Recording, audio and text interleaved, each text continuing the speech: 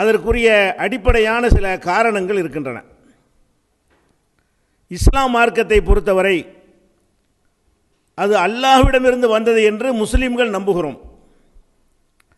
மற்ற மதங்களை எல்லாம் அதனுடைய நிறுவனர் உருவாக்கியதாக அந்த மக்கள் நம்புவார்கள். அந்த மதத்தினுடைய நிறுவனர் ஸ்தாபகராக இருக்கக்கூடியவர் ஆய்வு செய்து சிந்தனை செய்து இந்த சித்தாந்தத்தை உலகத்திற்கு தந்தார் என்றுதான் எல்லா மதத்தை பற்றியும் மக்கள் நம்புகிறார்கள்.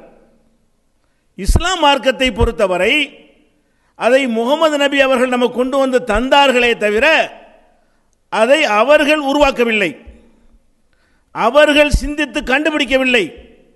அவர்களையும் இந்த அகில உலகத்தையும் படைத்த இறைவன் அவர்களை தூதராக தேர்வு செய்து தான் சொல்ல வேண்டிய செய்திகளை எல்லாம் அவர்கள் வழியாக சொல்வதற்குத்தான் இந்த வேதம், திருக்குர்ஆன் என்ற வேதத்தை கொடுத்தான்.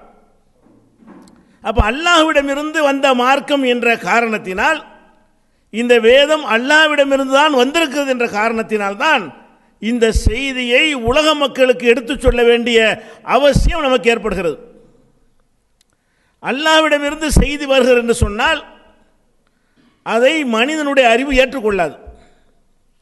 நம்மை போலவே வாழக்கூடிய இந்த முகமது நம்மை போலவே சாப்பிடுகிறார், நம்மை போலவே அருந்துகிறார், நம்மை போலவே குடும்ப வாழ்க்கையில் ஈடுபடுகிறார், நம்மை போலவே உலக காரியங்களை எல்லாம் தலையிடுகிறார், நோய்வாய்ப்படுகிறார். இவர் அல்லாஹ்வுடைய தூதர் என்கிறார், எப்படி நம்புவது? அப்ப அல்லாஹ் ஒருவரை தூதராக அனுப்பினான் என்று சொன்னால் அதை நம்புறதுக்கு முடியாது, சாத்தியமில்லை. ஏனென்றால் அல்லாஹ் ஒருவரை தூதராக அனுப்புவதை நம்முடைய அறிவு ஏற்றுக்கொள்ளாது. அல்லாஹ் ஒரு தூதரை அனுப்பும் பொழுதெல்லாம் அதற்கு ஒரு ஏற்பாடு செய்கிறான். என்ன ஏற்பாடு? ஒருவரை அல்லாஹ்வுடைய தூதர் என்று அல்லாஹ் நியமித்தான் என்று சொன்னால் தூதர்தான் என்பதை நிலைநிறுத்துவதற்காக மனித சக்திக்கு அப்பாற்பட்ட சில அற்புதங்களை அந்த இறை தூதர்களுக்கு அல்லாஹ் கொடுப்பான். அவர்கள் அல்லாஹ்வுடைய தூதர் என்று சொல்லிவிட்டு இதற்குரிய ஆதாரம் இதோ, இந்த காரியத்தை அல்லாஹ் எனக்கு தந்திருக்கிறான், இதை உலகத்தில் உள்ள எந்த மனிதனாலும் செய்ய முடியாது, அல்லாஹ்வுக்கு மாத்திரம்தான் இதை செய்ய முடியும், அப்படிப்பட்ட ஒரு அற்புதத்தை எனக்கு தந்து நான் தூதர் என்பதற்கு அதை சான்றாக ஆக்கியிருக்கிறான். இப்படி எல்லா தூதர்களும் மக்கள் மத்தியிலே அற்புதங்களை காட்டி இது இறைவன் தான் எங்களை அனுப்பினான் என்பதை நிரூபித்தார்கள். இப்ப திருமறை குர்ஆனை பொறுத்தவரை நபிகள் நாயகம் ஸல்லல்லாஹு அலைஹி வஸல்லம் அவர்கள் அல்லாஹ்வுடைய தூதர் என்று சொன்னார்களே, அந்த மக்களை பொறுத்தவரை அவர்கள் சில அற்புதங்களை நிகழ்த்தி காட்டி நான் தான் இறை தூதர் என்று நிரூபித்து இருந்தாலும் இன்றைக்கு வாழ்கிற மக்களுக்கு எப்படி அதை நம்புவது? நபிகள் நாயகம் ஸல்லல்லாஹு அலைஹி வஸல்லம் அவர்கள் அல்லாஹ்வால் தான் அனுப்பப்பட்டார்கள் என்று நாம நம்புவதாக இருந்தால் அல்லாஹ் அனுப்பினான் என்பதற்கு ஆதாரத்தை நாம பார்க்க வேண்டும். நம் கண் முன்னால் கொண்டு வந்து காட்டி இதோ பார், இது அல்லாஹ் தான் அனுப்பியிருக்கிறான் என்னை என்று சொல்ல வேண்டும். நபிகள் நாயகம் ஸல்லல்லாஹு அலைஹி வஸல்லம் மரணித்து விட்டார்கள். அவர்கள் நம்முடைய காலத்தில் வாழவில்லை, அவர்களை நாம் பார்க்கவில்லை, அவர்களுடைய போதனைகளை செவியுறவில்லை. அவர்கள் வாழும்போது நிகழ்த்தி காட்டிய அல்லாஹ்வுடைய அனுமதியோடு நிகழ்த்தி காட்டிய அந்த அற்புதங்களை நாம் பார்க்கவில்லை. இப்போ இது அல்லாஹ் தான் கொடுத்தான் எப்படி நம்புறது? முகமது நபியை அல்லாஹ் தான் தூதராக தேர்வு செய்து அனுப்பினான், இந்த குர்ஆன் என்ற அறிவுரை அல்லாஹ்விடமிருந்து தான் வந்தது என்று சொன்னால் நபிகள் நாயகம் காலத்திற்கு பிறகு இன்று வாழ்கிற வரை உள்ள மக்களாக இருந்தாலும் சரி, இனி உலகம் அழியும் காலம் வரை வரக்கூடிய மக்களாக இருந்தாலும் சரி, அவங்களுக்கு நம்புவதற்கு முகாந்திரம் இல்லை. அறிவுபூர்வமாக சிந்தித்து பார்த்தால் எப்படி நம்புவது? இந்த சந்தேகத்திற்கு தான் நபிகள் நாயகம் ஸல்லல்லாஹு அலைஹி வஸல்லம் சொன்னார்கள், ஒவ்வொரு இறை தூதரும் ஒரு அற்புதத்தோடு உலகத்திற்கு அனுப்பப்படுகிறார், சில அற்புதங்களோடு உலகத்திற்கு அனுப்பப்படுகிறார். அந்த அற்புதத்தை காட்டி என்னை இறைவன் தான் அனுப்பினான், நான் கொண்டு வந்த இந்த செய்தியை இறைவன் தான் தந்தான் என்று சொல்லி நிறுவினார்கள். ஆனால் எனக்கு கொடுக்கப்பட்ட அற்புதம் இந்த திருக்குர்ஆன். அப்ப நபிகள் நாயகம் ஸல்லல்லாஹு அலைஹி வஸல்லம் அவர்களுக்கு இந்த வேதத்தை அல்லாஹ் கொடுக்கிறானே, கொடுத்து விட்டு அந்த வேதம் தான் அல்லாஹ்விடமிருந்து வந்தது என்பதற்கு உரிய ஒரே ஆதாரம்.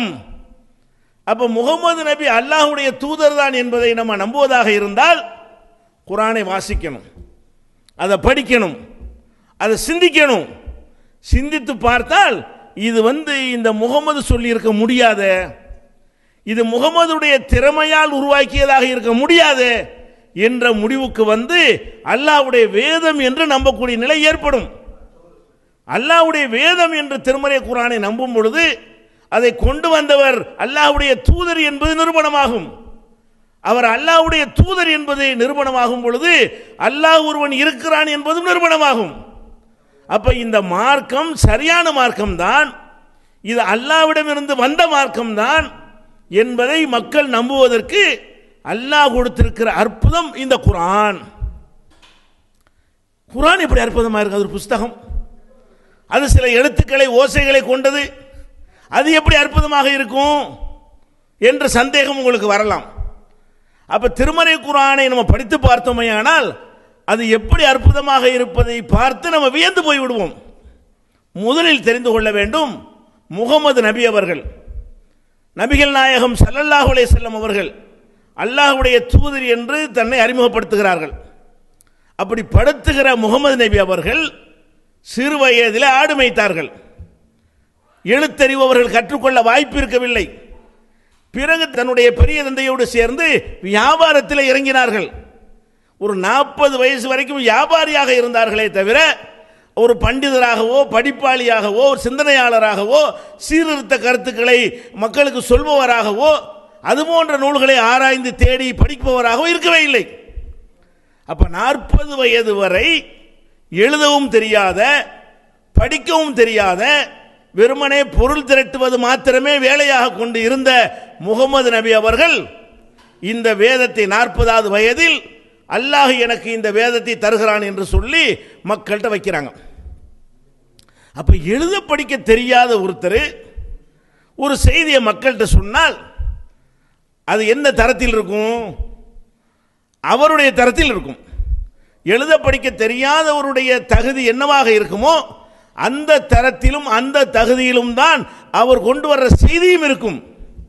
ஆனால் இந்த குர்ஆனை பொறுத்த வரைக்கும் எப்படி இருந்தது என்று சொன்னால் இலக்கியத்தினுடைய மிக உயர்ந்த இடத்தில் இருக்கிறது.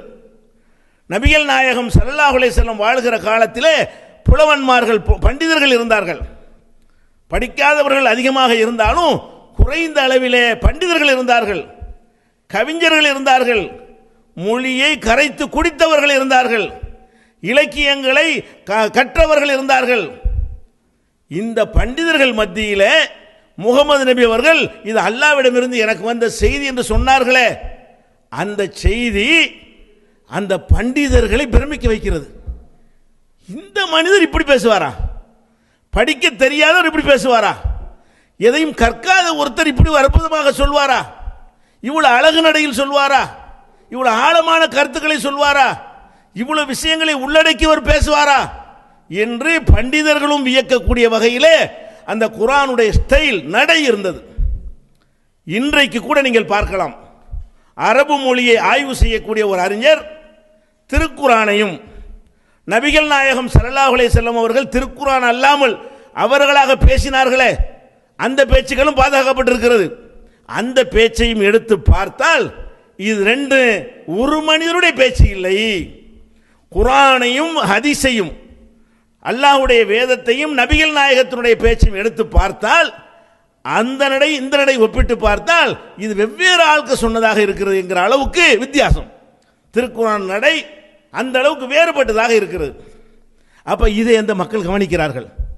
அது மாத்திரம் இல்லாமல் அதனுடைய தரம், உயர்ந்த தரம் இருக்கு.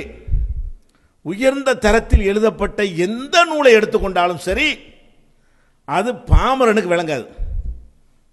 திருக்குறள் எல்லாத்துக்கும் வழங்குமா? திருக்குறள் நடை உயர்ந்தது, அதில் யாருக்கும் சந்தேகம் இல்லை. பண்டிதர்கள்லாம் அதை பாராட்டுவார்கள், சந்தேகம் இல்லை. ஒரு பாமரன்ட்டு போய் அந்த குறளை வாசித்து இதுக்கு அர்த்தம் சொல்லு, இது என்ன சொல்லுதுன்னு விளக்கு என்று கேட்டால் அவன் திரு என்று முடிப்பான். ஏன்? எவ்வளவுக்கு உயர்ந்த தரமாக இருக்கிறதோ அந்த அளவுக்கு சாதாரண மக்களை விட்டு அந்நியப்பட்டு போயிடும். உயர்ந்த தரமாக இருக்க வேண்டும் என்று சொன்னால் அது எப்படி இருக்கணும்? சாதாரண மக்களுக்கு புரியாம பண்டிதன்மார்களுக்கு மாத்திரம் புரியக்கூடிய வகையில் இருந்தால்தான் அது உயர்ந்த தரம். திருக்குரான் எப்படி இருக்கிற என்று சொன்னால் உயர்ந்த தரத்திலே இருக்கிறானே அவன் பார்த்து ஆச்சரியப்படுறான். சாதாரண மக்கள் இருக்கிறார்களே அவர்கள் விளங்கிக் கொள்கிறார்கள். எழுத படிக்க தெரியாத அந்த சமுதாயம், உம்மி சமுதாயம் என்று அல்லாஹ் சொல்லக்கூடிய அந்த அப்பாவி சமுதாயம் திருக்குரானை நபிகள் நாயகம் ஸல்லல்லாஹு அலைஹி வஸல்லம் சொன்ன பொழுது அதற்கு கட்டுப்பட்டார்கள், விளங்கினார்கள். அதன் அடிப்படையில் நபிகள் நாயகத்திற்கு பின்னால் அணிதிரண்டார்கள், பண்டிதர்களும் திரளுகிறார்கள். அப்போ உயர்ந்த நடையில் உள்ள ஒரு நூல் பண்டிதர்களாலும் குறை சொல்ல முடியாமல் சாதாரண மக்களும் புரிந்து கொள்ளக்கூடிய வகையில் இருக்குமையானால் இதை விட ஒரு அற்புதம் என்ன வேணும்? இன்னைக்கும் இப்படி யாராலும் ஏற்ற முடியாது. பெரிய நூல், இலக்கிய நூல் எழுதிட்டாரு, அந்த பரிசு இந்த பரிசு வாங்குறான்னு வைங்களேன், அதை சாதாரண பொதுமக்கள்கிட்ட கூட படிக்க சொன்னால் விளங்காது. வாசிப்பானதை தவிர தமிழில் தான் இருக்குமே தவிர அர்த்தம் தெரியாது. முகமது நபி கொண்டு வந்த அந்த குரான் பண்டிதர்கள் பார்த்து ஆச்சரியப்படுறான், பாமர மக்கள் பார்த்து புரிந்து கொள்கிறான். அப்ப அந்த தரத்தில் இன்றைக்கு வரைக்கும் எந்த மொழியிலும் உலகத்தில் யாராலும் ஒரு நூலை கொண்டு வர முடியாது. அப்ப மனிதனால் முடியாத ஒன்றை அவர் கொண்டு வந்தார் என்று சொன்னால் அது அவருடையது அல்ல, அது முகமது நபி உண்டாக்குனது அல்ல, அவரை படைத்த இறைவன் கொடுத்தது. இப்படி அந்த குரான் என்பது ஒரு அற்புதமாக இருக்கிறது. இன்னும் சொல்ல போனால் ஒரு நூல் எப்படியெல்லாம் அற்புதமாக இருக்குன்னு பாருங்க. திருக்குரானை வைத்து தான் இஸ்லாம் உண்மை என்று நம்ம நிரூபிக்கும் நிலையில் இருக்கிறோம். அது எப்படி அற்புதமாக இருக்கிறது? ஒரு நூலை நம்ம எழுதுகிறோம், அல்லது நமது காலத்தில் உள்ள சில அறிஞர்கள் கூடி எழுதுகிறார்கள்.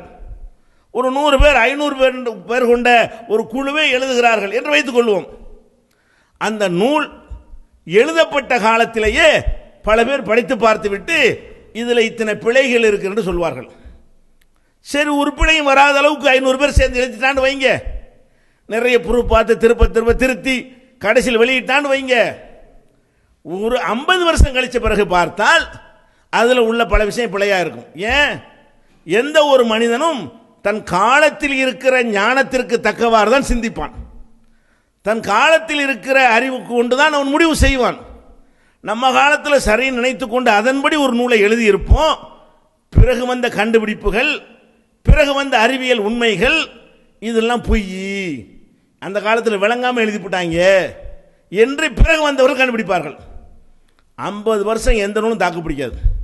எந்த ஒரு நூலை எடுத்துக்கொண்டாலும் சரி, ஒரு 50 ஆண்டுகள் கடந்த பிறகு இவ்வளவு பிழை இருக்கு, அந்த காலத்தில் விளங்காமல் சொல்லிவிட்டார்கள், இப்போ நம்ம விளங்குற காலத்தில் இருக்கிறோம், அதனால இன்னது பிழை என்று கண்டுபிடித்து விடுவார்கள்.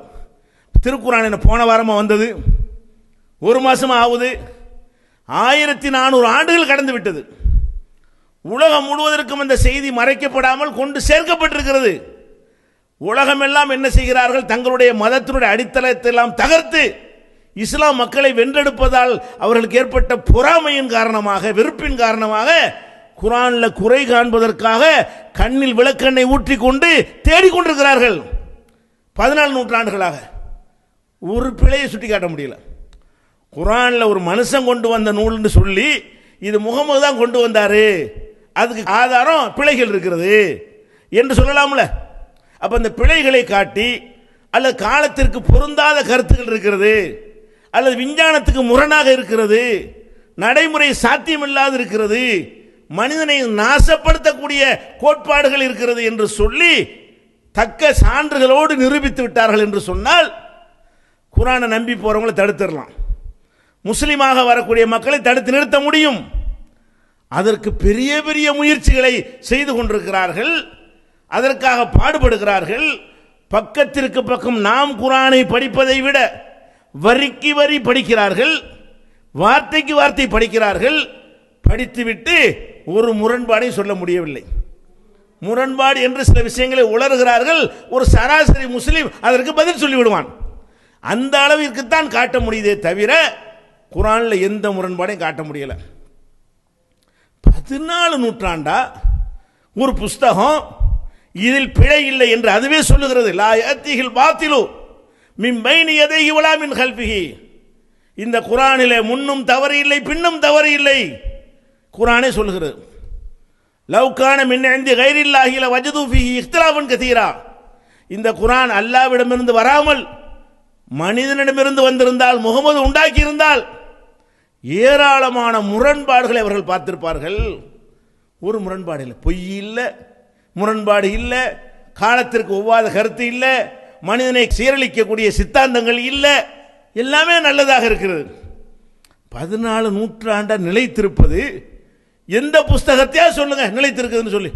புஸ்தகம் நிலைத்திருக்கும், கருத்து நிலைத்திருக்காது. புஸ்தகங்கள் அந்த புஸ்தகங்கள் வச்சிருப்பார். நபிகள் நாயகத்திற்கு முந்தி எழுதப்பட்ட திருக்குறள் கூட இருக்கத்தான் செய்கிறது. அப்ப திருக்குறள் புஸ்தகம் இருக்கிறது, அந்த கருத்து நிக்குதா? இல்லை. அவர் என்ன சொல்றாரு திருக்குறள்ல? தெய்வம் தொழால் கொழுனன் தொழுதழுவால் பெய்யன பெய்யும் மழை. புருஷனை தொழாதா, கடவுளை வணங்காமல் கணவனை ஒருத்தி வழங்குவானையானால் பெய்யின மழை பெஞ்சிருங்கிறார். இது பொருந்துமா? கணவனை வணங்கலாமா? கணவன் கடவுளா? கணவனை ஒருத்தி வணங்கினால மழை பெஞ்சிருமா? அப்ப மழை பெய்வதற்குன்னு சில காரண காரியங்கள் அறிவியல் இருக்கிறது. அதன்படிதான் மழை பெய்யுமே தவிர மனைவி புருஷனை தொழுதால் மழை பெய்யும் என்பது அறிவியலா? டெய்லி பார்க்கக்கூடிய நிகழ்ச்சியா? இதை பார்த்து விட்டு வள்ளுவர் மெய்யாக சொல்லியிருக்கிறான்னு சொல்ல முடியுமா? ஆனால் நல்ல நடன்னு சொல்லிக் கொள்வார்கள். அது என்னோட, அது பிரச்சனையே இல்லை. நல்ல நடை என்பது பிரச்சனை இல்லை. திருக்குறள் நல்ல நடையா இருந்துட்டு போகுது. இன்னைக்கு இந்த காலத்தை நிற்குமாண்ட நிற்காது. கண்டது மண்ணும் ஓர் நாள் அலர் மண்ணும் திங்களை பாம்பு கொண்டட்டுங்கிறாரு. அதாவது சந்திர கிரகணம் எதனால் ஏற்படுது என்று சொல்லும் பொழுது திங்களை பாம்பு கொண்டட்டுங்கிறார். சந்திரனை பாம்பு விழுங்கியதைத்தான் சந்திர கிரகணத்திற்கு காரணம் என்று அன்றைய அறியாமை மக்கள் நினைத்தார்கள். அந்த காலத்தில் அவர் வாழ்ந்த காரணத்தினால் அதையே தன்னுடைய கவிதையிலும் சொல்லியிருக்கிறார். கிரகணம் எதனால் ஏற்படுது என்று சொன்னால், பாம்பு ஒரு பாம்பு இருக்கிறது, அது ஒரு கடவுளுடைய தலையில் இருக்கிறது, அவர் தலைக்கு மேலே சந்திரன் இருக்கிறது, இந்த பாம்பு போய் இதை முழுங்குது, அதெல்லாம் கிரகணம் ஏற்படுது. அவர் குறை சொல்ல முடியாது, அவர் கடவுள் தூதர் கிடையாது, மனிதர். அவர் காலத்து அறிவை கொண்டு அப்படித்தான் சொல்ல முடியும். அவர் காலத்தில் எந்த மாதிரி மக்கள் புரிந்து வைத்திருந்தார்களோ அதை சொன்னாரே தவிர இன்னைக்கு அது நிற்குமா? அதனுடைய நடை நிற்கலாம், அதனுடைய கவிதை வரிகள் நிற்கலாம், அதனுடைய கருத்து நிற்குமா? நிற்கல. அப்ப எந்த ஒரு நூலாக இருந்தாலும் காலத்தை கடந்து நிற்கணும். இன்றைக்கு வரைக்கும் ஒரு பிரச்சனைகள் இஸ்லாமியத்தில் குறை சொல்ல வந்தார்களே ஆனால் தேடி தேடி கண்டுபிடிச்ச விஷயம் என்ன?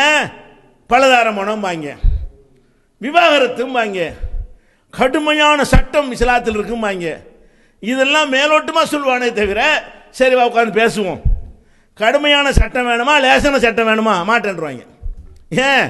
அவனுக்கு ஒரு பெரிய இஷ்யூ, பெரிய சட்டம் ஒழுங்கு பிரச்சனை வரும்பொழுது அரபு நாட்டு சட்டம் தான் வேணும், இஸ்லாமிய சட்டம்னு சொல்ல மாட்டார்கள். அரபு நாட்டு சட்டம் வேணும் என்று சொல்லுகிற அளவுக்கு தான் இஸ்லாத்தில் உள்ள எல்லா சட்டங்களும் இருக்கிறது. தலாக்காக இருந்தாலும், ஜீவனாம்சமாக இருந்தாலும், பலதாரமனமாக இருந்தாலும், தீவிரவாதமாக இருந்தாலும், போராக இருந்தாலும், எதிலெல்லாம் அவர்கள் குறை சொல்கிறார்களோ அதை விவாதித்து நிரூபிக்க வருவார்களா என்றால் யாரும் வர தயாராக இல்லை. அனைவருக்கு நம்ம சவால் விட்டு கொண்டிருக்கிறோம். பெரிய பெரிய தலைவர்களுக்கெல்லாம் வா பேசுவோம். நம்ம தமிழகத்துடைய முன்னாள் முதல் பெரிய பண்டிதர் கலைஞர் அவர்கள் இது ஒரு காட்டு மிராண்டி சட்டம் என்று எழுதினார். நேரடியாக கடிதம் எழுதணும், வாங்க பேசுவோம். எது காட்டு மிராண்டி சட்டம்? இந்த சட்டம் சரியா, நீங்க சொல்ற சட்டம் சரியா? பேசுவோமா, விவாதிப்போமா? பதில் இல்லை. உலகத்துக்குள்ள அறிவாளி என்று பெயர் எடுத்தால் கூட குர்ஆன் பற்றி பேசுவதற்கு அழைத்தால் ஓடி விடுகிறார்கள், நிரூபிக்க முடியாது. அப்ப காலத்தை கடந்து நிற்கித, அதுதான் இறை வேதத்துக்கு ஆதாரம். காலத்தை கடந்து இத்தனை ஆண்டுகள் போன பிறகு கூட அதுல எந்த ஒண்ணுமே முரண்பாடு பார்க்க முடியல, பிழை இல்லை. இன்னும் சொல்ல போனா நம்மளே எடுத்துக்கொள்வோம். நீங்கள் ஒரு 25 ஆண்டுகளுக்கு முன்னால் என்னவெல்லாம் நம்பி இருந்தீர்களோ அதுல பாதியை மறுக்கிற நிலைக்கு வந்துட்டீங்களா இல்லையா? நாமெல்லாம் ஒரு 25 வயசுக்கு முன்னாடி எதெல்லாம் நம்பணுமோ அது எல்லாமே தப்பாவில் இருக்கு, வேற மாதிரி கண்டுபிடிச்சிட்டாங்களே.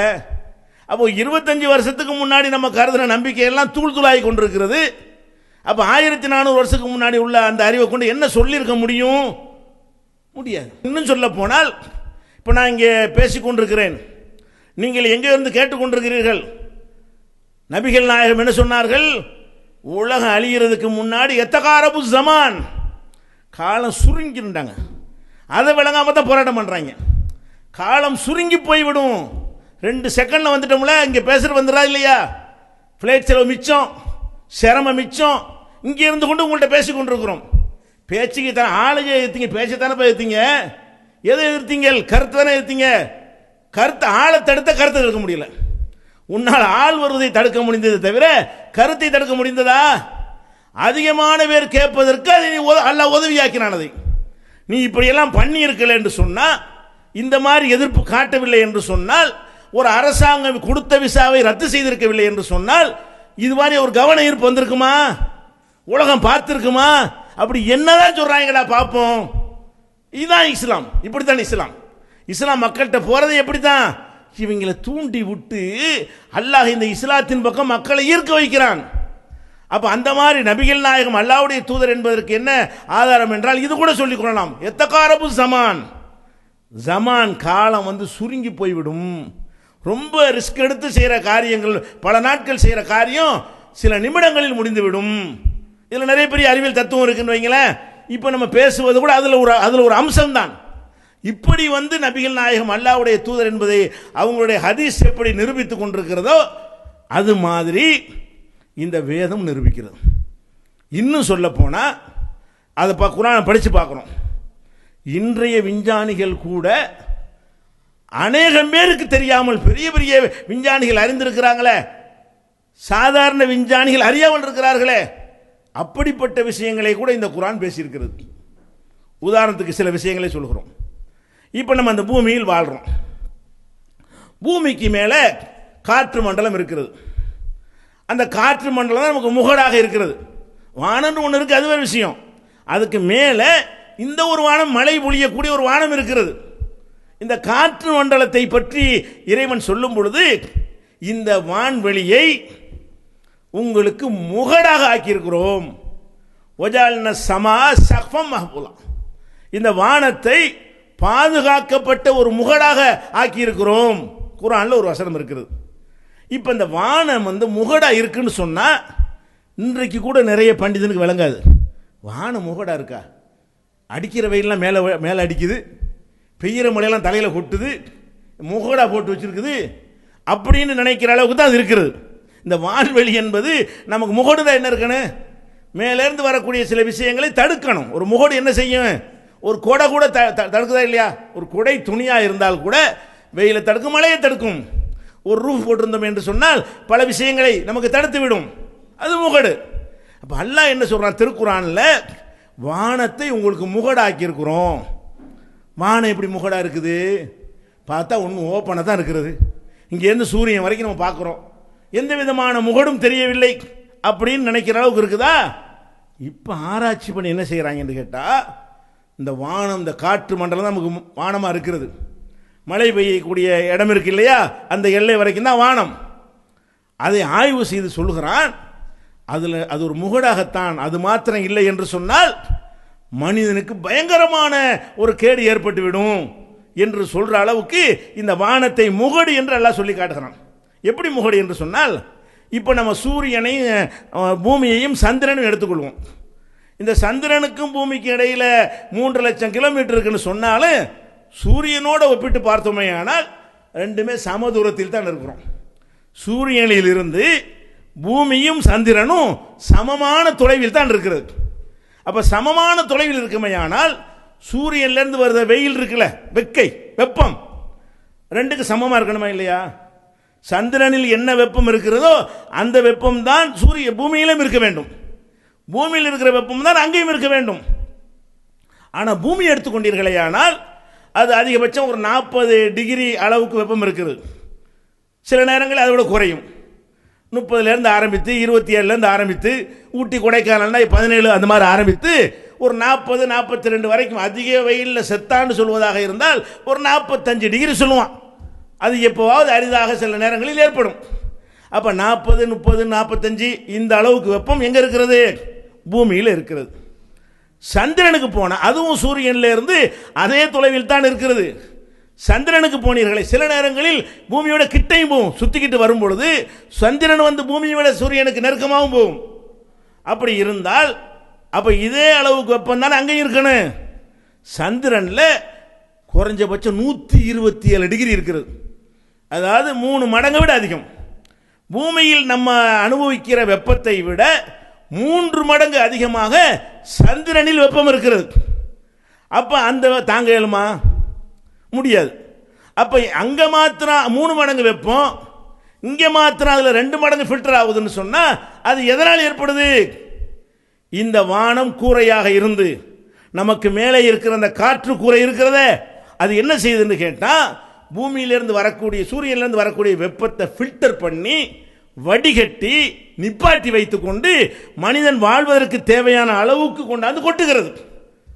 அப்போ என்னவா நிற்கிது? இப்போ வானம் வந்து முகடா நிற்கிதா? வானம்னு ஒன்று இல்லைன்னு வைங்க, சந்திரன் மாதிரி ஓப்பனாக விட்டுருந்தான்னு வைங்க, அப்போ என்னவாகும்? அன்னைக்கே செத்துருவோம். 127 டிகிரி வந்துச்சுன்னு சொன்னால் மனிதன் அழிஞ்சு நாசமாக போயிடுவான். அங்கே காற்று கிடையாது, இந்த முகடு கிடையாது சந்திரனில்.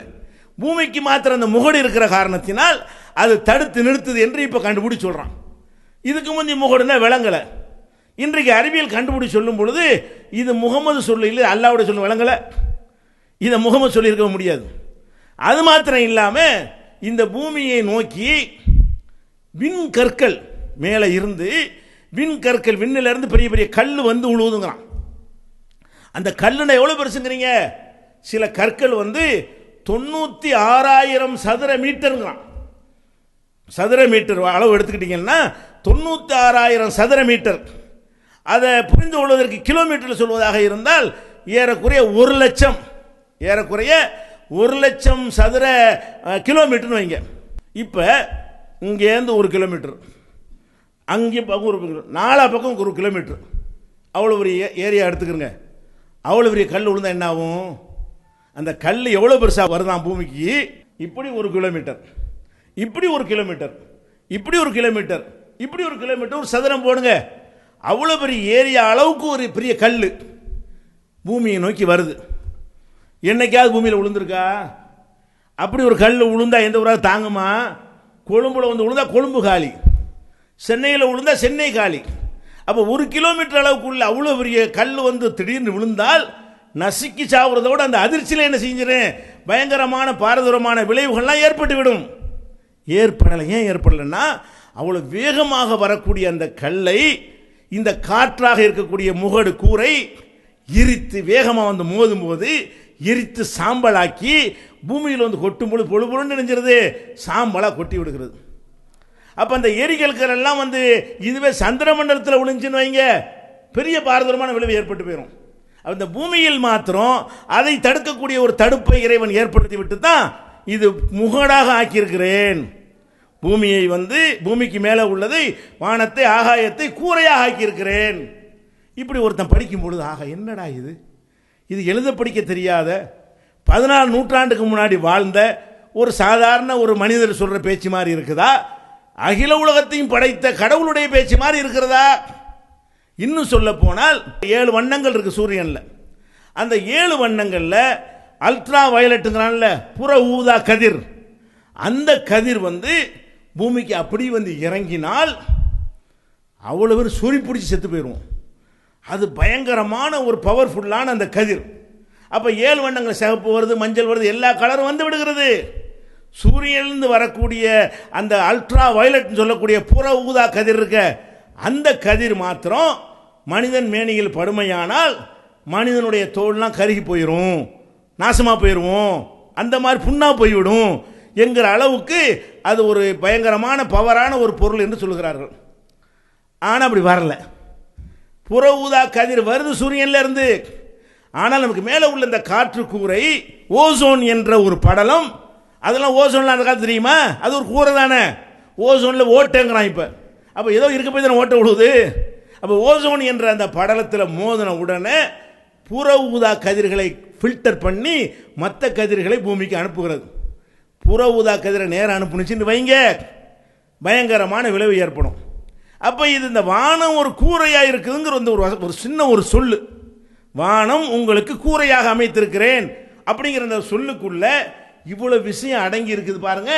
இதை பார்க்கும் பொழுது இது முகமது சொல்லியிருப்பாரா, அந்த காலத்தில் எந்த மனிதனாவது சொல்லியிருப்பானா? இந்த காலத்திலேயாவது விஞ்ஞானி சொல்லிடலாம்.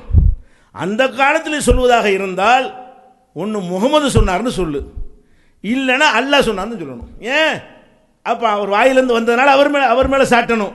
மெசேஜை பார்த்தா அவர் சொன்ன மாதிரி இல்லை. அப்போ யார் சொல்லியிருக்கணும்?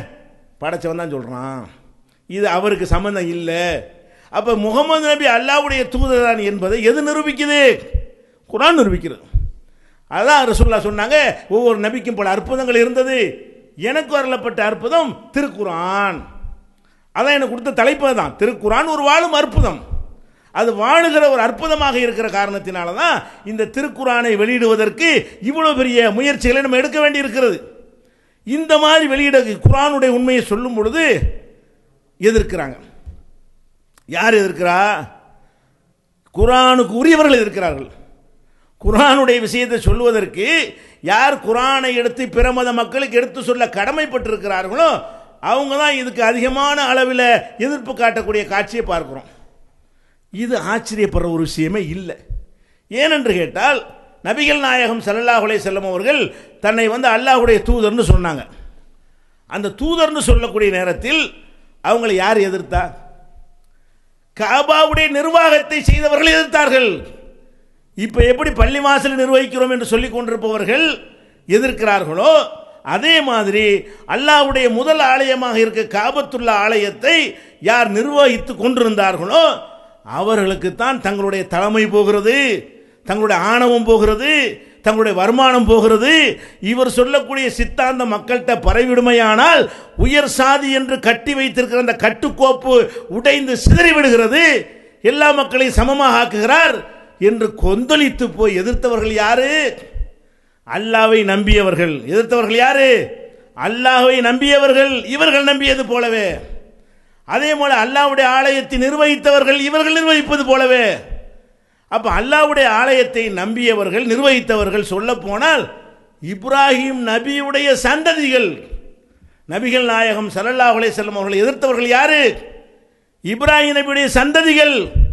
எந்த இப்ராஹிமை உற்ற தோழர் என்று அல்லாஹ் சொல்கிறானோ, ஹலீலுல்லாஹ் என்று சொல்கிறானோ, எந்த இப்ராஹிம் ஒரு சமுதாயமாக திகழ்ந்தார் என்று சொல்கிறானோ, இந்த உம்மத்திலே அவருக்கு செய்த அருள் போல யாருக்கும் செய்ததில்லை என்கிற அளவுக்கு யாரை இந்த மனித குலத்திலே மேல்நிலையில் வைத்திருக்கிறானோ அந்த இப்ராஹிம் நபியுடைய வழித்தோன்றல்கள், காபத்துல்லாவை நிர்வகித்துக் கொண்டிருந்தவர்கள், அல்லாஹ் அல்லாஹ் என்று சொல்லிக் கொண்டிருந்தவர்கள் தான் நபிகள் நாயகத்தை எதிர்த்தார்கள்.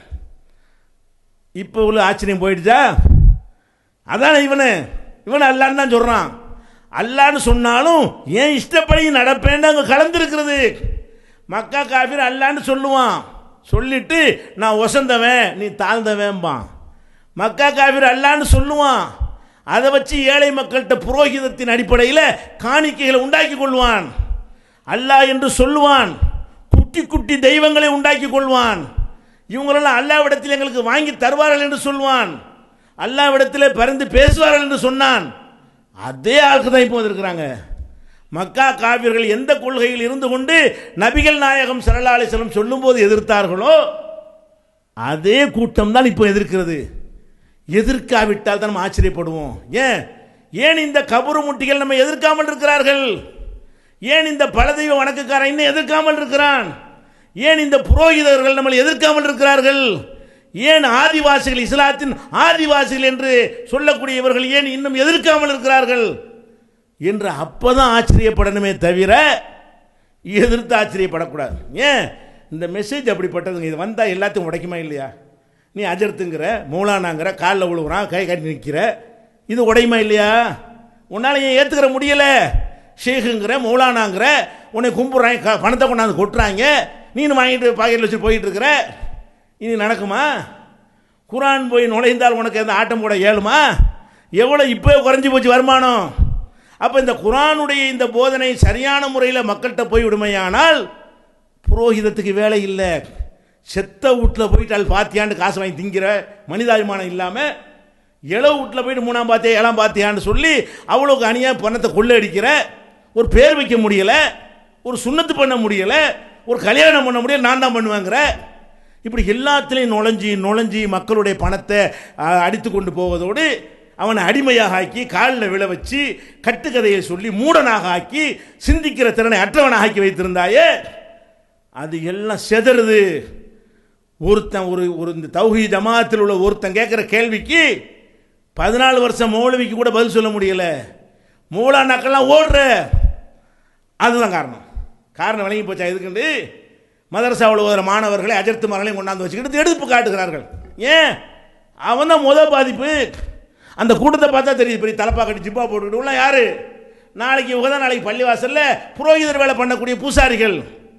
இவர்கள் எதிர்க்கிற காரணம் என்னவென்றால், அடித்தளத்தை தகர்த்தும் குர்ஆன் வந்து அற்புதம் மட்டும் கிடையாது, எல்லா தீமைகளும் அடித்து துவம்சம் பண்ணிவிடும். நபிகள் நாயகம் ஸல்லல்லாஹு அலைஹி வஸல்லம் அவர்கள் இறுதி ஹஜ்ஜில் என்ன சொன்னார்கள்? அறியாமை காலத்து அத்தனை பழக்கங்களையும் இந்த காலில் போட்டு மிதிக்கிறேன். அது நடக்கும். இந்த திருக்குர்ஆன் மக்களிடத்திலே உரிய முறையில் போய் சேர்ந்தால் இந்த புரோகிதர்கள் கட்டி வைத்திருக்கிற கோட்டை தகரும். தூய்மையான மார்க்கம் மட்டும் மேலோங்கும். தங்களுக்கென்று தனி மரியாதை யாருக்கும் இருக்காது. படைத்தவனை மாத்திரம் வணங்கக்கூடிய சமுதாயம் உருவாகும். செத்த பிணங்களை கடவுளாக்கி கொண்டாடுகிற பழக்கம் ஒழியும். அதை பார்த்து கூட்டம் கூட்டமாக மக்கள் இந்த ஏகத்துவத்தை நோக்கி வருவார்கள். அதற்காரணம் தான் இவர்கள் எதிர்க்கிறார்கள். ஆக எல்லாம் போய்விடும். ஏன் யூதர்கள் எதிர்த்தான்? யூதர்கள் எதற்காக நபிகள் நாயகத்தை எதிர்த்தான்? அவன் வச்சிருந்த வேதத்தில் இருந்தது. என்ன இருந்தது? ஒருத்தர் வரப்போகிறார், இறுதி காலத்தில் வருவார், அவர் பேர் முகமது, அவர் வந்தாருன்னா அவரை ஏற்றுக்கொள்ளணும் என்று அந்த வேதத்தில் சொல்லப்பட்டதுனால தான் ஜெருசலம் பகுதியில் இருந்த யூதர்கள் மதீனாவில் வந்து குடியேறி இருந்தார்கள். பல தலைமுறைக்கு முன்னால் அந்த முகமது வரும்போது முதல்ல நம்ம ஏற்றுக்கிறோன்னு, அந்த முகமது வரக்கூடிய காலத்தில் நம்ம அங்கே இருந்தால்தான் அவரை ஏற்றுக்கொள்ள முடியும். இல்லாட்டி யூதனுக்கு மதீனாவில் என்ன வேலை? அவனுடைய பூர்வீகம் ஜெருசலம், பைத்துல் முகத்தஸ் பக்கம் இருக்க வேண்டியவன் எதற்காக மதீனாவுக்கு வந்தான்? இந்த முன்னறிவிப்பை வைத்து நம்ம முகமது வரும்போது அங்கே நம்ம இருந்தோமையானால் அவரை பார்க்கலாம். நம்ம பார்க்காவிட்டால் நம்ம பிள்ளைகள் பார்ப்பாங்க, அவங்க பார்க்காவிட்டால் அவங்க பிள்ளைய பார்ப்பாங்க என்பதற்காக வேண்டி பல தலைமுறைகளுக்கு முன்னால் மதீனாவில் குடியேறினார்கள். வந்தவன் என்ன செஞ்சான்? அட நீ எதுக்குடா மதீனாவுக்கு வந்த? இவருக்காக தானே வந்த, இவரை எதிர்பார்த்து தானே வந்த, இவரை ஏற்றுக்கொள்வதற்கு தானே வந்துட்டார்ல, ஏற்றுக்கொள்ளணுமா இல்லையா? அவன் என்ன பண்ணிட்டான்? ஆஹா, நம்ம ஒரு கட்டுக்கோப்பு வச்சுருக்கிறோம், மத குருன்னு இருக்கிறோம், நமக்கு ஒரு மரியாதை இருக்கிறது, நமக்கு ஒரு செல்வாக்கு இருக்கிறது, சமூகத்தில் கண்ணியம் இருக்கிறது, இவங்களை ஏமாற்றி சாப்பிட்டு கொண்டிருக்கிறோம், மதம் தான் நமக்கு தொழிலாக இருக்கிறது. இவரை போய் இப்போ ஏற்றுக்கிட்டோம்னு சொன்னால் அம்பூட்டையும் உடைச்சி தள்ளிடுவார, எல்லாம் போயிருமே, சாதாரண மக்களோட நம்மளும் சேர்த்துருவார, பிறப்பால் உயர்ந்தவர்கள் என்று நினைத்து கொண்டிருக்கிறோமே. நகுன் அபுனா உள்ளாய் ஹைபாவுகு, நாங்கள் அல்லாஹ்வுடைய புதல்வர்களும் நேசர்களும் ஆவோம் என்று இருமாப்போடு இருந்தார்களே, அந்த யூதர்கள் அவர்கள் இருமாப்பின் காரணமாக மறுத்தார்கள். இதுதான் காரணமே. குர்ஆனை எவன் எதிர்ப்பான்னு பார்த்தீங்கன்னு சொன்னால் மக்களை ஏமாற்றி பிழைக்கிற எல்லோருக்கும் இந்த குர்ஆன் வெறுக்கத்தக்கதாக தான் இருக்கும். ஒருத்தனுக்கு பிடிக்காது. மக்களுக்கு நல்வழி காட்ட நினைக்கிற எல்லாருக்கும் இது பிடிக்கும். உலகம் நல்லா இருக்குன்னு நினைக்கிற அனைவருக்கும் பிடிக்கும். மனிதன் சிந்திக்கிறவனாக இருக்கணும்னு சொன்னால் அவனுக்கு பிடிக்கும். அனைவரும் ஒருதாய் மக்கள் சகோதரர்கள் சமநிலைதான் என்று நினைக்கிறவனுக்கு பிடிக்கும். இதுக்கு எதிராக உள்ள எவனுக்குமே பிடிக்காது. அதனால தான் இதுக்கு விளங்கிருச்சா? இப்போ குர்ஆன் இறைவேதம் என்பதற்கு இதெல்லாம் கூட சான்றாக நமக்கு நிற்கிறது. அதே மாதிரி இன்னொன்றை பாருங்கள். குர்ஆனை படிக்கும் பொழுது இப்போ மனிதன் என்ன செஞ்சிட்டான்னு கேட்டால், சந்திரனுக்கு போயிட்டான். போனானா இல்லையாண்டு கதை விட்டுருக்காங்க, போனான்னு வச்சுக்கிடுவோம். ஆம்ஸ்ட்ராங் அனுப்பி 3 லட்சம் கிலோமீட்டருக்கு மேலே இருக்கிறது சந்திரன் பூமியிலேருந்து. அதுக்கு அப்போலோ ராக்கெட் அனுப்பி என்ன செஞ்சான்? ஆம்ஸ்ட்ராங் போயிட்டு வந்துட்டான், நம்புகிறோம். சரி, 3 லட்சம் கிலோமீட்டர் சும்மாவா? 3 லட்சம் கிலோமீட்டர்னா என்னங்கிறேன். அவ்வளோ பெரிய தொலைவுக்கு மனுஷன் போயிட்டான். இப்போ என்னடா செவ்வாய்க்கு போகிறான். செவ்வாய்க்கு வெறும் களத்தை தான் அனுப்பியிருக்கிறான். இப்போ அமெரிக்காவில் நாசா விளம்பரம் பண்ணியிருக்கிறான், அமெரிக்க குடிமகன்கள் தேவை. எதுக்கு தேவை? செவ்வாய்க்கு ஆளை அனுப்ப போகிறோம், அதுக்கு பயிற்சி எடுக்கக்கூடிய ஆட்கள் எங்களுக்கு தேவை, அவங்க 3 முறை அவர்கள் போயிட்டு வர வேண்டும் என்றெல்லாம் விளம்பரம் பண்ணி தகுதி உள்ள குடிமக்கள் வந்து விண்ணப்பிக்கலாம் என்று சொல்லி நாசா அறிவிக்கிறான். அப்போ செவ்வாய் கிரகத்திற்கு வந்து மனிதன் போகாவிட்டாலும் எது போயிடுச்சு? ராக்கெட்டுகள் போய்விடும், விண்கலங்கள் போய்விட்டது. இனி அடுத்து நாய் அனுப்புவான், குரங்கு அனுப்புவான், இறுதியாக மனிதனை நாளைக்கு அனுப்ப போகிறதில்ல. அதற்கான முயற்சி பயிற்சிகளை இப்போது ஆரம்பித்து விட்டான். அதை பார்க்குறோம். அது மாதிரி செவ்வாயின்னா எவ்வளோ தூரங்கிறீங்க? இதாவது 3 லட்சம் 3 லட்சங்கிறது விண்வெளியில் சொன்னோம்னா அது ஒரு கணக்கு. அடுத்த வீடு மாதிரி, அடுத்த வீடு மாதிரி கூட சொல்ல இயலாது, பக்கத்து ரூம் மாதிரி சின்ன தொலைவு 3 லட்சம். செவ்வாய் எவ்வளோ தூரம் தெரியுமா? பூமியில் இருந்து 8 கோடி கிலோமீட்டர். எவ்வளோ தூரம்? 8 கோடி கிலோமீட்டர் தொலைவில் எது இருக்குது? செவ்வாய் இருக்குது. இங்கேருந்து 8 கோடி கிலோமீட்டருக்கு போகிறாத எத்தனை நாள் ஆகும்? ராக்கெட் விட்டால் 2 வருஷம் 3 வருஷம் போய் சேருது. அப்போ அவ்வளோ தூரத்துக்கு கூட எங்களுக்கு போக முடியும் அப்படின்னு காட்டிட்டான் மனுஷன். குரான் சொல்லுது முடியும். குரான் என்ன சொல்லுது? போக முடியும். ஃபன்ஃபுதுலா தன்ஃபுதுன இல்லாபி சுல்தான். நீங்கள் போங்க, உங்களுக்கு போக முடியும். அதற்குரிய பவரை உண்டாக்கி கொண்டு மேலுலகத்திற்கு எப்படியும் பிரயாணம் செய்யலாம் குரான் சொல்லுகிறது. அப்படி போகும்பொழுது இதயமெல்லாம் சுருங்கிரும். குரான் என்ன சொல்லுது? மேலே போனீங்க என்று சொன்னால் இதயம் கண்ணமா எஸ்ஸாது விசமா, வானத்தில் ஏறி செல்பவனுடைய இதயம் எப்படி சுருங்கி விடுகிறதோ அந்த மாதிரி இவர்களுடைய இதயம் சுருங்கி விட்டது என்று உதாரணம் காட்டும் பொழுது விண்வெளியில் இதயம் சுருங்கும். விஞ்ஞானி சொல்கிறான்ல, அது அல்ல அன்னைக்கே சொல்லிட்டான். இதெல்லாம் விட்டுருவோம். மேலே போக முடியும், எப்படி வேணாலும் போகலாம், எல்லாத்தையும் எல்லாம் அனுமதிச்சுட்டான். அப்போ மேலே உனக்கு இவ்வளவு தொலைவுக்கு போகிறதுக்கு நீ முயற்சி பண்ணுற, போயும் காட்டிட்ட, போவதற்கு சாத்தியம் இருக்குது என்கிற அளவுக்கு நீ அதற்குரிய தியரியை தெளிவாக சொல்லுகிறாய். இப்படி போன உனக்கு பூமி, நீ வாழ்கிற பூமி கீழே போக முடியுமா? மேலே 3 லட்சம் மணியிலப்பா, மேலேங்கிற ஆகாயம் விழுந்துடும், பயமாச்சு இருக்கு. நீ வாழுகிற இந்த நிலப்பரப்பில் எவ்வளோ கீழே போயிருக்கிற? அப்போ நிலப்பரப்பை பொறுத்த வரைக்கும் அல்லாஹ் என்ன சொல்கிறான்னு கேட்டால், ஒரு மலையின் உயரத்திற்கு உனக்கு கீழே போக இயலாது. எப்படி அழகாக சொல்கிறேன்னு பாருங்க. மேலே எவ்வளோ போக முடியும்? நீ விண்வெளிக்கு போ, செவ்வாய்க்கு போய், எங்கே வேண்டாலும் போக இயலும். இது என்ன சுருங்கும், அதுக்குரிய செட்டிங்களை பண்ணிக்கிட்டு போ. ஆனால் அப்படியெல்லாம் போனாலும் இங்கே எவ்வளோ உனக்கு போக முடியும்? கீழே ஒரு கிணறு தோன்றும், ஒரு 40 அடி 80 அடி 100 அடின்னு போர் போடுறோம், இப்படி போடுறோம்ல, இப்படி குழி தோண்டி கொண்டு உனக்கு எவ்வளவு போக இயலும் என்றால் அல்லாஹ் என்ன சொல்கிறான்? பெருமை அடிக்கிறப்ப சொல்கிறான். ஒரு மனிதன் பெருமை அடிக்கிறான். என்னத்துக்குடா நீ பெருமை அடிக்கிற? நீ பூமியை தோண்டி ஒரு மலை உயர்த்து உன்னால் போக முடியுமா? நடக்க முடியாத ஒன்றை சொல்லி காட்டி இதை நீ செஞ்சுட்டேன்னு சொன்னால் சாதிச்சிட்டேன்னு சொல்லு. அடைய ஒரு சின்ன சவால் வர, நீ பெருமை அடிக்கிறீல, சந்திரனுக்கு போயிட்டா செவ்வாய்க்கு போக போகிறங்கிறீல, நீ இப்படி பெருமை அடிப்பது உண்மையாக இருந்தால், அந்த தகுதி உனக்கு இருந்தால் இதை செஞ்சு காட்டி நீ வாழுகிற இந்த பூமி அதை குடைந்து ஒரு மலை உயரம்னா ஒரு 7 கிலோமீட்டர் 8 கிலோமீட்டர்னு வைங்க, இமயமலையெல்லாம் 9 கிலோமீட்டர், அவ்வளோ தூரம் வைங்க, பெரிய மலை. ஒரு பெரிய மலை அளவுக்கு நீ கீழே போக முடியுமா? உனக்கு முடியாது. ஒரு காலம் நீ போக முடியாது என்று குரான் சொல்லுகிறது. அப்போ மேலே எவ்வளவு போகலாம் என்றும் குரான் சொல்லுகிறது. போய் கொண்டிருக்கிறான். கீழே போக இயலாதுன்னு சொல்லுகிறது. எது லேசு? கீழே போகிறது லேசு. அந்த இடத்துல கூட பொத்துன்னு விழுந்துருவோம். கீழே போனால் அப்படிதான் மனுஷன் நினைச்சான். இப்போ ஆராய்ச்சி பண்ணி மனிதன் எவ்வளவு போயிருக்கான்னு கேட்டால், சவுத் ஆப்பிரிக்காவில் ஒரு சுரங்கம் இருக்குது, தங்க சுரங்கம். வெட்டி எடுப்பதற்காக கீழே போய் எடுக்கிறான்ல, அதனுடைய ஆழம் 3.3 கிலோமீட்டர்னு வைங்க. 3.25 கிலோமீட்டருக்கு போயிருக்கிறான், ஆழம் தோண்டியிருக்கிறான். அது கூட சரியான கணக்கு கிடையாது. ஏன்னு கேட்டால் அளவு கடல் மட்டத்தை தான் பார்க்கணும். மேலே அப்படி குவிச்சு வச்சுருந்தான்னு வைங்களா, அதை கணக்கில் எடுக்கக்கூடாது. கடல் மட்டத்திலேருந்து பார்த்தீங்கன்னு சொன்னால் 1.25 கிலோ 1700 மீட்டர் தான் வருது. 1.25 கிலோமீட்டர். அப்போ மனிதன் போன அதிக ஆழம் எவ்வளவு என்று சொன்னால் 1700 மீட்டர் அளவுக்கு போயிருக்கிறான். அதுக்கு மேலே போகலை. மலை அளவுக்கு போக இயலாதுன்னு குரான் சொல்கிறது. 14 நூற்றாண்டு ஓடி போச்சு. இப்போ கூட விஞ்ஞானிகள்கிட்ட கேளுங்க, அதுக்கு மேலே போக இயலுமாண்டு. இயலாது. ஏன் இயலாது? கீழே போனால் இப்போ 1700லேயே 57 டிகிரி வெப்பம் இருக்குங்கிறான். இப்போ 40 இருக்குல்ல, கீழே இப்போ நெருப்பு குழம்புகள்லாம் இருக்கிறது, பயங்கரமான பிரச்சனைலாம் பூமிக்குள்ளே இருக்கிறது.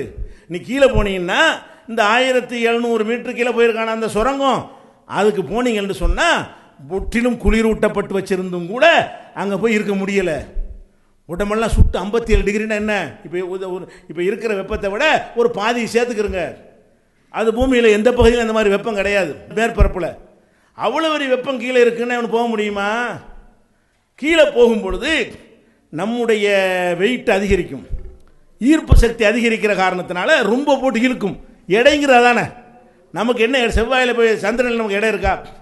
சந்திரனுக்கு நம்ம போனோமையானால், நம்மளோட திராசில் உட்கார வச்சோமையானால் நமக்கு எடை கிடையாது. எடைண்டால என்ன?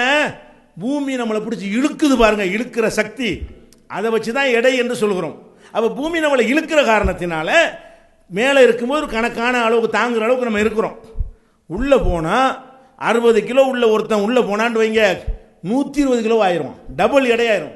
அவனை பிடிச்சி இழுக்கிற அந்த இழுப்பில் ஒரு தராசில் வச்சுக்கிறோமே, ஒரு 60 கிலோ பொருளை தராசில் வைக்கிறீங்க, 60 கிலோ காட்டும். வச்சுப்பட்டு ஒரு 60 கிலோ அவ்வளோக்கு அமுக்குறீன்னு வைங்க, மேலே 120 போயிரும்ல. நீங்கள் நின்று ஒரு ஒன்று அமுக்குறீங்க, அது 60 கிலோ பொருள் தான். இப்போ 120 கிலோ ஆகுதா இல்லையா? அந்த வேலை நடக்கும். இப்போ 60 கிலோ இடம் உள்ள ஒரு ஆள் கீழே போனான்னு சொன்னால் போக போக 65, 70, 120 போனால் என்ன ஒரு சட்னி ஆயிடுவான். அவன் இடையே அவனை நசுக்கி சாவடிச்சிடும். திமிங்கலம் இருக்குல்ல, கடலுக்குள்ளே இருக்கிற திமிங்கலம் பூமிக்கு வெளியே வந்துச்சுன்னு சொன்னால் அதனுடைய வெயிட்டு தாங்க முடியாமல் செத்துரும் நசுங்கி. ஏன்? அது பால் ஊட்டி திறங்கி, காற்று பிரச்சனைலாம் கிடையாது. நம்மளை மாதிரி காற்றுலேருந்து ஆக்சிஜன் எடுத்து வாழக்கூடியது தான். மீன் மாதிரி இருந்து சாகக்கூடிய தன்மை கிடையாது. ஆனாலும் செத்துரும். ஏன் செத்துரும் என்றால் அதனுடைய கணம் வெயிட் அதிகரிக்கும். தண்ணியில் வெயிட் கம்மி தானே, தண்ணிக்குள்ளே இருக்கும்போது அதனுடைய வெயிட் கம்மியாக இருக்கும். நீங்கள் தண்ணியில் ஒரு ஆள் முக்கி தூக்கி பாருங்களேன், 60 கிலோ உள்ள ஒரு தூங்கினாலும் 30 கிலோ தான் இருப்பான். கையில் தூக்கி தண்ணிக்குள்ளே வச்சு தூக்கி பார்த்தீங்கன்னா தண்ணிக்கு வேலை தூக்கினா தான் கையை எப்படி அமுக்குவான். அப்போ தண்ணீரில் நிற்கும் பொழுது விட கம்மியாக இருக்குல்ல, அதுக்கு ஏற்றதாக அந்த திமிங்கலம் இருக்கிறது. தரையில் தூக்கி போட்டால் டபுள் இடையாக போயிடுது, அது நசுக்கி செத்துரும். அப்போ அந்த மாதிரியான ஒரு அடிப்படையில் சொல்கிறான், கீழே போக போக வெப்பமும் ஜாஸ்தி, உன் வெயிட்டும் கூடி போயிடும், மூச்சு திணறல் ஏற்படும். அப்போ எந்த ஒரு கருவிகளை கொண்டும் உள்ளே போக முடியாது. அப்போ அந்த மாதிரியான ஒரு நிலை இருக்குங்கிறத முகம்மதுக்கு சொல்ல இயலுமா? 1400 வருஷத்துக்கு முன்னாடி வாழ்ந்த எழுத படிக்க தெரியாத ஒரு ஆள் பூமி கீழே உனக்கு போக முடியாது, மேலே எவ்வளோ நாள் போகலாம், எப்படிடா சொல்ல முடியும்? கொஞ்சம் சிந்திக்க மாட்டீங்களா? கொஞ்சம் யோசிச்சு பார்க்க மாட்டேன். இது மனுஷன் எப்படி சொல்லியிருக்க முடியும்? அப்போ அவனே அந்த காலத்தில் அரபியில் என்ன செஞ்சான, நபிகள் நாயகத்தை எதிர்க்கும் போது இது மனித சொல் இல்லைன்ட்டான். மஹாதா கவுலுல் பஷர், இது மனித சொல் கிடையாது. அவனை வியந்தான். அவனை விட லட்சம் மடங்கு நாம வியக்கணும். ஏன்? அவன் நடையை வைத்து வியந்தான், அதனுடைய ரசனையை வைத்து, ராகத்தை வைத்து வியந்து சொன்னான். இப்போ நம்ம எப்படி சொல்லணும்? ஆராய்ச்சி பண்ணி பார்த்துட்டு இது மனிதனுடைய சொல்லின் தரத்தில் இருக்கவே இல்லை. படைச்ச இறைவன் சொன்னால் எந்த தரத்தில் இருக்குமோ அந்த தரத்தில் தான் இருக்கிறது. இதுக்கு தான் இந்த குரானை வெளியிடுறோம் மக்கள்கிட்ட. இது எப்போ ஒன்று சேர்த்துருக்க வேண்டும். குரானுக்கு தமிழாக்கம், நாங்கள்லாம் சிறுவர்களாக இருக்கக்கூடிய நேரத்தில் குரான் தமிழாக்கம் படித்ததில்லை. ஏன் வரல? குரானுக்கு தமிழாக்கம் வரல. வேற என்ன வந்தது? இஸ்லாமியங்கிற பெயரில் கட்டுக்கதைகளை எங்களுக்கு சொல்லி தந்தார்கள். நாங்கள்லாம் சிறுவர்களாக இருக்கும் பொழுது திருமுடி இறக்கணும் அதீதுன்னு ஒன்று சொல்லி தருவார்கள். அது என்ன அதீதுங்கிறீங்க? நபிகள் நாயகம் பிறந்தவொன்னே அவங்களுக்கு மொட்டை அடித்தாங்களாம். அந்த மொட்டை அடிக்கிறதுக்கு மலக்கு வந்தாராம், ஜிப்ரீல் வந்தார். அங்கேருந்து கத்தியை கொண்டுட்டு லட்ச மலக்குகள் வந்தாங்களாம். மொட்டை அடித்து போட்டவொன்னே அந்த முடி உனக்கு எனக்குன்னு சண்டை போட்டு உருமுடிய பல 100 மாணவர்கள் பங்கு போகிற அளவுக்கு போட்டி போய் எடுத்துக்கொண்டு போனார்கள் என்று சொல்லி இதை திங்கள் வெள்ளி இரவு உட்காந்து படித்தோம் நாங்கள்லாம். இஸ்லாமியங்கிற பெயரில் குரானை படிக்கவில்லை, இந்த கட்டுக்கதைகள் நமக்கு சொல்லி தந்தார்கள். திருமுடி இறக்கணும் அது இது, தலபாத்தியா, முகமது ஹனீபா யுத்த சரித்திரம், பப்பரத்தியார் அம்மான, இது மாதிரியான புஸ்தகங்களில் வெள்ளாட்டி மசாலா, 100 மசாலா, கசசுல் அம்பியா, இந்த மாதிரி கட்டுக்கதைகளைத்தான் இஸ்லாம் என்று சொன்னார்களே தவிர நாங்கள் எல்லாம் சிறுவர்களாக இருக்கும் பொழுது குரான் தமிழில் வரலன்றாலும் பரவாயில்லை, வரக்கூடாதுன்னாங்க, ஃபத்வா கொடுத்தாங்க. காபிர் பாஷையில் இப்படி மொழிபெயர்க்கிற குரானை, அது தமிழ் வந்து காபிர் பாஷையாம். அப்போ தமிழ் காபிர், அபூஜையில் அரபி தான் பேசினா, அரபி காபிர் பாஷை இல்லை. அப்போ அந்த காபிர்களுடைய பாஷையிலான குரானை வந்துச்சு. ரசூல்லா வர்றதுக்கு முன்னாடி இந்த அரபி யார் பாஷை? அபூஜஹல் பாஷை, அபூலஹப் பாஷை, அத்தனை காபிருக்கு அதுதான் பாஷை. அந்த பாஷையில் தான் நல்லா குரானை இறக்கியிருக்கிறான். இவங்க என்ன பண்ணாங்க? தமிழில் மொழிபெயர்க்கக்கூடாது, காபிர் பாஷை, காபிர் பாஷையில் வேதத்தை மொழிபெயர்க்கிறதா அப்படின்னு சொல்லி ஃபத்வா கொடுத்து எவனாச்சும் மொழிபெயர்க்க வந்தால் அவனை அமுக்கிட்டாங்க. ஏன்? மொழிபெயர்த்த ஆட்டங்கன்ற எல்லாமே பேசிக்கே போயிடும். இவங்க எதை இஸ்லாம்னு காட்டி வச்சுருந்தாங்களோ அதுக்கு இஸ்லாத்துக்கு சம்பந்தம் இல்லை. உங்கள் நாட்டில் அத்துவைதம் சொல்கிறவங்களாம் இருக்கானா இல்லையா? உங்கள் நாட்டில் உலகத்தில் பாருங்களேன், இந்த 20ஆம் நூற்றாண்டில் கூட இஸ்லாம்ங்கிற பேரில் ஒருத்தன் பேசுகிறான், நாங்கள் நாங்கள் தமாஷா ஒரு பொழுது போல என்ன செய்வோம், அதை போடும், ராவுத்தரப்பா பொரிச்ச மீனை தண்ணியில் விட்டாங்கங்கிறான். அதை உட்காந்து கிருக்கு போய் கேட்டுட்டு இருக்காங்க. ராவுத்தரப்பா இருந்தாங்களாம், மீனை பிடிச்சாங்களாம், பொரிச்ச மீன் இருந்துச்சா, தண்ணியில் விட்டாங்களாம், ஓடுனுச்சா, அதை ஒரு ருசிகரமாக ஒருத்தன் சொல்கிறான். அட இப்படி கூறுக, எவன்டா ராவுத்தரப்பா, என்னடா பொரிச்ச மீன், எங்கடா இதெல்லாம் பார்த்தீங்க? அப்போ இப்படி எவனா சொல்லி வச்சதையெல்லாம் மார்க்கம்னு சொல்லிட்டு இருந்தானே, அதெல்லாம் நிற்குமா? அதனால் இந்த குர்ஆன் வந்து மக்கள்கிட்ட போய் சென்றடைந்தால் இந்த கதையெல்லாம் எடுபடுமா? இந்த மாதிரி சொல்லக்கூடியவனெல்லாம் உங்கள் நாட்டில் இருக்கிறான். அவனை எல்லாம் எதிர்க்கவும் மாட்டார்கள். ஏன் அவன் ஏன் எதிர்க்கிறான்? அவனால் இவர் என்ன கேடு? உன் செக்ஷன் நீ சம்பாதிச்சிக்க, என் செக்ஷன் நான் சம்பாதிச்சிக்கிறேன், என்ன கேடுன்ன? பங்கு வச்சுக்கிட்டாங்க. தரிக்கா நமக்கு, மதுகப் உனக்கு, தாயத்து உனக்கு, சூனியம் உனக்கு, அத்வைதம் எனக்குன்னு பிரிச்சுக்கிட்டானுவ. ஷேர் பண்ணி சம்பாரிச்சுக்கிட்டு இருந்தான். ஏன் எதிர்க்கிறான்? ஒவ்வொருத்தனுக்கு ஒரு குழு எதிர்க்க மாட்டான். இது வந்தால் மட்டும்தான் நீ தௌஹீத் ஜமாத்துக்கு எதிராக பாருங்கள், அம்புட்டு பேர் ஒன்று சேருவான். அவங்களாம் சேரக்கூடிய ஆட்கள், அவங்களும் எத்தனை சண்டை. தௌஹீத் ஜமாத்துன்னு வந்த உன்னை மாத்திரம் பார்த்தீங்கன்னா அல்ல அப்படி பிரித்து காட்டுறான். இது ஒன்று தான் நெருப்பு அடிச்சு விடும், எல்லாத்தையுமே சுட்டு எரித்து விடும். அந்த ஒரு அடிப்படையில் தான் எதிர்க்கிறார்கள் என்று விளங்கிக் கொள்ளணும். குர்ஆனை எதிர்க்கிற காரணம் என்ன? இந்த விஷயங்கள் எல்லாம் மக்கள் வந்து விளங்கிக் கொள்வார்கள். இன்னொன்று பாருங்கள், ஒரு வசனம் குர்ஆனில் நம்ம தேனியை பற்றி விளங்கியிருக்கோம், பல தடவை சொன்ன விஷயந்தான். தேனிங்கிறது நம்ம ஒரு தேனின்னு ஒரு கொசு இருக்குது. திருக்குர்ஆனில் அந்த பேரில் ஒரு சூறாவும் இருக்குது, அந்நகல். நகல்னா தேனி, தேனி கொசு. அந்த தேனிங்கிற பேரில் குர்ஆனில் ஒரு அத்தியாயமும் இருக்கிறது. அதுக்காக வேண்டிய அத்தியாயம் பூரா தேனியை பற்றி இருக்காது, 2 வசனத்தில் அதை பற்றி இருக்குது, அதனால் அது பேர். அந்த சூறாவில் நிறைய மேட்டர்கள் இருக்கும். அதில் 2 வசனத்தில் வந்து தேனீக்களை பற்றி அல்லாஹ் சொல்கிறான். இந்த வசனத்தை மட்டும் ஒருத்தன் படித்தானேயானால் இது அந்த எழுத படிக்க தெரியாத 14 நூற்றாண்டுக்கு முன்னாடி வாழ்ந்த அறியாமை கால மக்களை சேர்ந்த ஒருவர் சொன்னது இல்லை, சொல்லி இருக்கவே முடியவே முடியாது. இது பெரிய ஜீனியஸ் தான் சொல்லியிருக்க முடியும், அந்த காலத்தில் எந்த ஜீனியஸ் சொல்லியிருக்க முடியாது. அப்போ முகமதை படைத்த இறைவன் தான் சொல்லியிருக்க முடியுங்கிற முடிவுக்கு வருவான். அப்படி என்ன இருக்கிறது? குர்ஆன் சொல்லுகிறது பாருங்க, அல்லாஹ் சொல்லி காட்டுறான். வௌஹா ரப்பு கையில நகலி, உமது இறைவன் தேனீக்களுக்கு செய்தி அறிவித்தான். இறைவன் வந்து தேனிக்கு ஒரு மெசேஜை கொடுத்தானா, அது நமக்கு தெரியாது. இறைவன் என்ன மாதிரி வேணாலும் கொடுப்பான், யாரோடையும் பேசுவான், எப்படி வேணாலும் ப்ரோக்ராம் பண்ணுவான். ஏதோ ஒரு வகையில் தேனிக்கு என்ன செய்யறான், ஒரு மெசேஜ் அனுப்புகிறான். மெசேஜ் அனுப்ப என்ன செய்கிறான்னு கேட்டால், நீ மலைகளில் உன் கூட்டை கட்டிக்க, மரத்தில் கட்டிக்க, மனிதர்கள் உருவாக்குற கட்டடங்கள் இருக்குது அதில் கூட உன் கூட்டை கட்டிக்க, எல்லா இடத்துலையும் கூட்டை கட்டி வாழ்ந்துக்க என்று தேனீக்களுக்கு இறைவன் சொன்னான். இப்படி ஆரம்பிக்க அந்த வசனம். அடுத்து என்ன வருதுன்னா, சும்ம குழி மின்குள்ளி சமராத், எல்லா கனிகள்லையும் நல்லா போய் சாப்பிடு, எல்லா கனிகள்லையும் சாப்பிடு அப்படின்னு சொல்கிறான். அப்போ தேனீக்களை பொறுத்த நம்ம என்ன வழங்கி வச்சிருக்கோம் என்று கேட்டால், தேனீக்கள் வந்து மலர்களில் இருந்து குளுக்கோஸை எடுத்துகிட்டு வருது, அல்லது கனிகளில் இருந்து அந்த குளுக்கோஸை எடுத்துக்கொண்டு வருகிறது. எடுத்துக்கொண்டு வந்து தேனீக்களுக்கு இருக்கக்கூடிய அந்த கூடுகளில் சேர்த்து அதிலேருந்து என்ன செய்கிறது, தேனை உற்பத்தி பண்ணுகிறது அப்படின்னு நினைக்கிறோம்ல. குர்ஆன் சொல்லுகிறது, தேனீக்களுக்கு சொல்லுகிறது, நீ போய் கனிகளை எல்லாம் சாப்பிடு, மலர்கள் உள்ள குளுக்கோஸ் எல்லாம் சாப்பிடு. சாப்பிட்ட பிறகு யஹ்ருஜு மின் புத்தூனிஹா ஷராபுன் முக்தலிஃபுன் அல்வானுஹு, அதனுடைய வயிறுகளில் இருந்து மாறுபட்ட நிறங்களை கொண்ட ஒரு பானம் வெளிப்படுகிறது. அப்போ தேனீக்கள் வந்து எப்படி தேன் வருது என்று சொன்னால், அது வாயிலிருந்து கொண்டே கக்கி தேனை சேமிப்பது இல்லை, அது பசிக்கு சாப்பிடுது. தேனீக்கள் என்ன சாப்பிடுது? பழங்களை சாப்பிடுவது, மலர்களில் போய் உட்கார்ந்து சாப்பிடுவதெல்லாம் அதனுடைய வயிற்று பசிக்காக சாப்பிடுகிறது. சாப்பிட்ட தேன், அந்த குளுக்கோஸு, அந்த இனிப்பான பானங்கள் உள்ளே போன பிறகு அந்த தேனுடைய குடல்லையாக்கும் இந்த தேனை உற்பத்தி பண்ணக்கூடிய மிஷின் இருக்குது, அது அந்த ரசாயன மாற்றம் செய்து அதுக்கு வயிற்றில் இருந்து வெளியேறுது. வயிற்றில் எப்படி வெளியேறுது?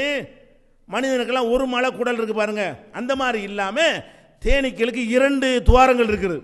ஒன்று கழிவு வெளியேறுவதற்கான துவாரம், இன்னொன்று வந்து அந்த தேனாக மாற்றி அனுப்புகிற ஒரு துவாரம். அப்போ தேனீக்கள் தேனை சாப்பிடுது, சாப்பிட்ட பிறகு வயிற்றுக்குள்ளே போய் ஒரு உருமாற்றம் ஏற்படுகிறது. அதுக்கு பிறகு அதில் இன்னொரு துவாரத்தின் வழியாக அந்த தேன் வந்து கீழே சொட்டு சொட்டாக இறங்குகிறது. அப்போ தேனீக்களுடைய உடலுக்குள்ளே தேனாக மாற்றக்கூடிய தன்மை இருக்கிறது அப்படின்னு என்ன செய்கிறான், இப்போ கண்டுபிடிச்சு சொல்கிறான். இப்போ பெரிய பெரிய பூத கண்ணாடிகளை வைத்து பார்த்தீர்களே ஆனால் தேனியுடைய பின்புறத்திலிருந்து அது அப்படியே கசிந்து சின்ன சின்ன சொட்டாக தேன் கூட்டில் இறங்குற வரைக்கும் பார்த்துவிட்டான். அப்போ அவ்வளோ பெரிய அறிவியல் விஷயத்தை வந்து இன்றைக்கி சொல்கிறான். அன்னைக்கு இது யாருக்கு தெரியும்? 1400 வருஷத்துக்கு முன்னாடி தேனீக்கள் வந்து வாயிலிருந்து எடுத்துக்கிட்டு போய் சேமித்து வச்சு அந்த கூட்டில் தான் தேனை உற்பத்தி பண்ணக்கூடிய மெத்தட் இருக்குன்னு நினைத்து கொண்டிருந்தார்கள். வயிற்றில் யாக்கம் இருக்கிறது, வயிற்றிலிருந்து வெளிப்படுது. அப்போ இதை வந்து முகமது எப்படி சொல்ல முடியும்? இன்றைக்கு கஷ்டப்பட்டு கண்டுபிடித்திருக்க இந்த சித்தாந்தத்தை முகமது எப்படி சொல்ல முடியும்? அது மாத்திரம் இல்லை, ஃபசுலுக்கி சுபுல ரப்பிக்கு துலுலா, தேனிக்கு நான் சொன்னேன் அல்லாஹ் சொல்கிறான் குரானில். தேனிக்கு சொன்னேன், நீ அல்லாஹ்வுடைய பாதையில் ரொம்ப அசால்ட்டாக நீ பிரயாணப்படு. அந்த தேனீக்களுக்கு பிரயாணம் ரொம்ப எளிதானது. உலகத்தில் உள்ள ஜீவராசிகள்லையே தேனீக்கள் மாதிரி எளிதாக பிரயாணம் செய்யக்கூடியது கிடையாது. அவ்வளோ பெரிய ப்ரோக்ராம் அதுக்கு வைக்கப்பட்டிருக்கிறது. அப்படின்னா என்ன அர்த்தம்? லட்சோப லட்சம் கிலோமீட்டருக்கு போனாலும் சரசரன்னு போய்விட்டு அதை எடுத்து ஒடியாந்துடும். நம்ம தரையில் போகிறதுக்கே நம்ம தடுமாறுறோம். அங்கே சிக்னல், இங்கே சிக்னல், லெஃப்டா ரைட்டான்னு பார்த்தா வர முடிகிறது. ஆகாயத்தில் எந்த விதமான சிக்னலுமே இல்லை.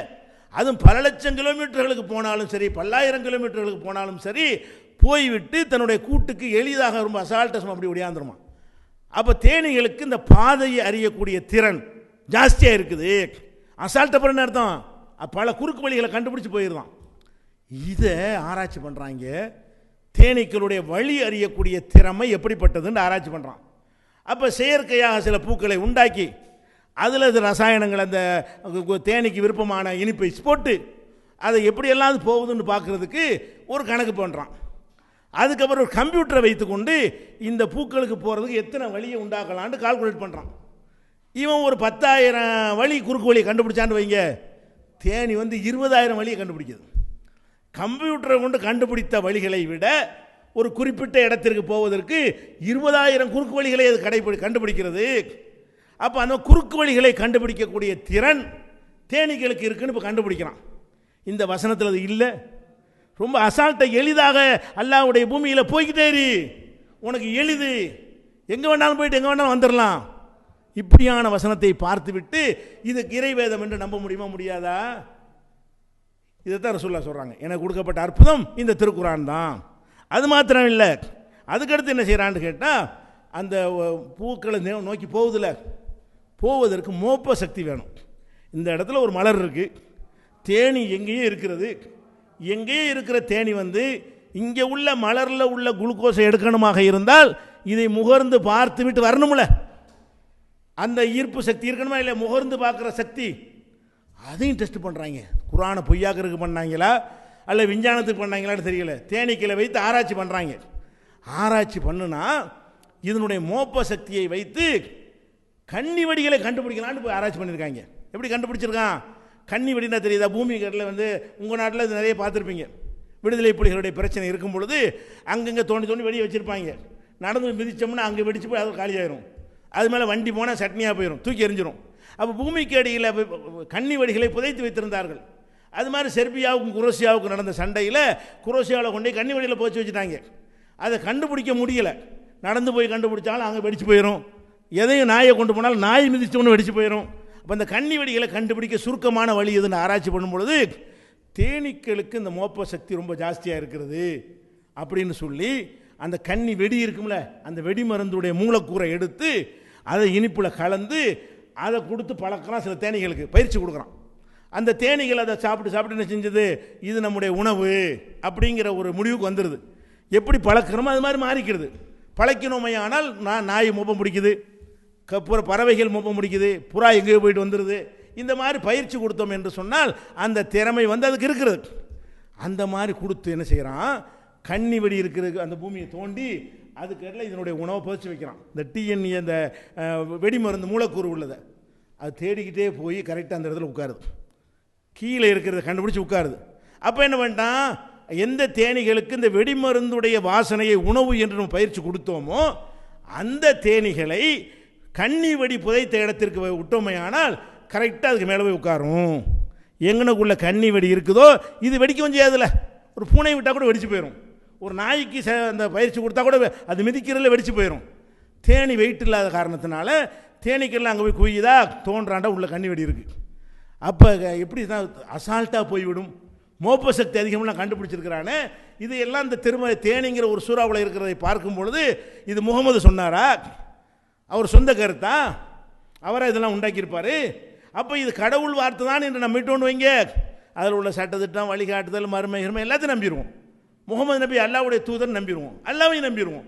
அப்போ இறைவனை நம்புவதற்கு, இந்த மார்க்கத்தை நம்புவதற்கு, வேதத்தை நம்புவதற்கு எல்லாத்துக்கும் அடிப்படையாக இருப்பது இந்த திருக்குரான்கிற இந்த பொக்கிஷந்தான். இதை பார்த்து விட்டு எத்தனை பேர் என்ன செய்கிறாங்க, இஸ்லாத்திற்கு வந்தவர்கள்லாம் பார்க்குறோம். இப்படியான ஆராய்ச்சிகள்லாம் இந்த குர்ஆனில் இருக்கிறதுனால தான் ஜீரணிக்க முடியலை. ஆகா, இந்த குர்ஆன் ஈர்த்துரும். இன்னும் சொல்ல போனால் இது சரியான முறையில் போனுச்சுன்னு வைங்க, இவங்களை ஓரம் கட்டிட்டு அங்கே உள்ள சிங்கள மக்கள் இஸ்லாத்துக்கு வந்து விடுவார்கள், இவனுக்கு மேலே வந்து விடுவாங்க. அவனுக்கு சில சொல்லுவாங்க, என்னடா நீ முஸ்லீமே குர்ஆனில் எப்படி இருக்கிற கேட்பானா இல்லையா.